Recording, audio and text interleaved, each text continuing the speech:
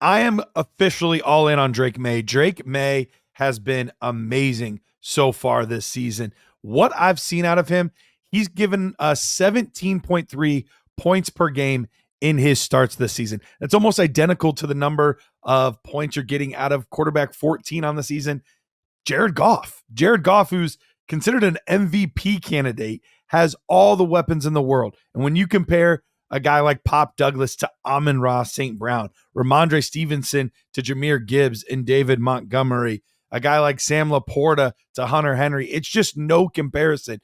He has very, very poor weapons by comparison almost to any other quarterback in the league right now, but he's still figuring out a way to get it done. And it's not just with his arm, it's absolutely with his rushing ability as well. 41.625 rush yards per game that he starts. In overall this season, that is third best, only behind Lamar Jackson and behind Jaden Daniels. But it's not just that. When you look at how efficient he's been on the ground, right now he's been rushing for 9.1 yards per carry. That is an all-time type number. In fact, of guys with over 50 rush attempts, that would end up being the best rushing yards per carry ever on a single season. Now, he's out only at 38 right now. We'll see what he does over the rest of this season. But yeah, he's putting up some real numbers. I have moved him all the way up to my quarterback 9 in my Dynasty rankings. I'm all in. And honestly, 9 almost doesn't even feel high enough. Give me all the Drake Maye.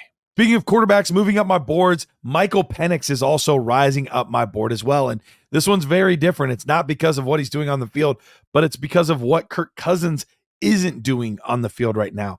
It's starting to look a little more and more likely that maybe he hands over the reins to Michael Penix sooner than we initially thought. In a game that they probably should have won against the Chargers. And it wasn't all on him. Yeah, Koo missed some field goals that he probably should have made, but Kirk Cousins, 4 interceptions, many of those in the red zone as well. Just super, super painful loss. And he's just been, outside of 1 or 2 games, not very good.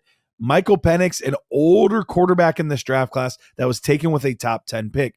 Got to be curious how short that leash is and how soon we might see Michael Penix on the field. And it seems all but guaranteed that he's the starter next season. I fully expect them to get out of Kirk Cousins' contract by trading him. And not that he won't be somewhere else. He's too good of a quarterback not to start somewhere. Some team will absolutely use him. But Michael Penix, he is steadily moving up my board. And right now, I have him as quarterback 19 in Dynasty leagues. Quick name to watch. Keep an eye out for Sincere McCormick.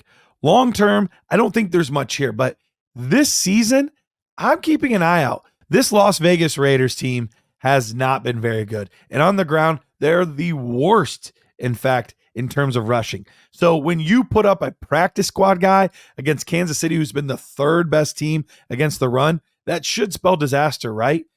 No, actually averaged over 5 yards per carry in this game, over 60 yards in his opportunities. And I think the rest of the season, they're going to see what they have. This is a very good running back class. Dynasty-wise, I'm not holding out a lot of hope.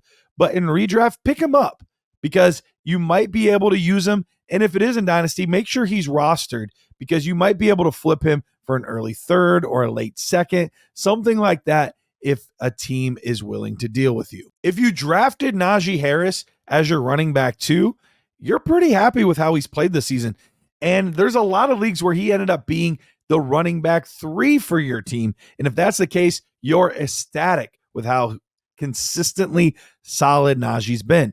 In fact, when you look at what he's done this season, since week 4, he has only had 2 games where he has not scored you double-digit points. And his points per game, well over 14 points per game. It's more than Breece Hall, Dobbins, James Conner over that same stretch. And it's just a little bit less than Kyron Williams and David Montgomery. So most people would say that those players are pretty good. We got to start saying that Najee's pretty good too. And yes, maybe it's partly because Breece is having a bit of a down season, but overall, I really like what I've gotten out of Najee Harris this year. Really curious to see where he ends up in free agency. Jonnu Smith. Let's talk about Jonnu Smith. He has been absolutely elite lately.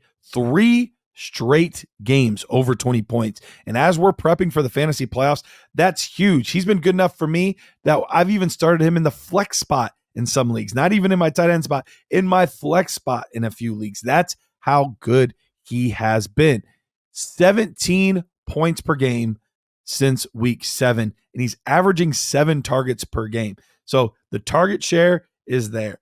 The numbers are there. And I think this team, especially now with Tyreek, maybe, I don't know if he's lost a step or what it is, but this team has been playing a little bit more underneath, a little more of that West Coast dink and dunk, yards after the catch type of stuff. Guys like Devon Achane and Jonnu Smith absolutely eat in that kind of offense.